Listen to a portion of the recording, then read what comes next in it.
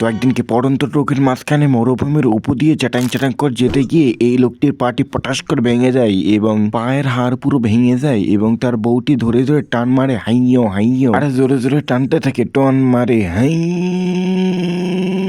হলো না।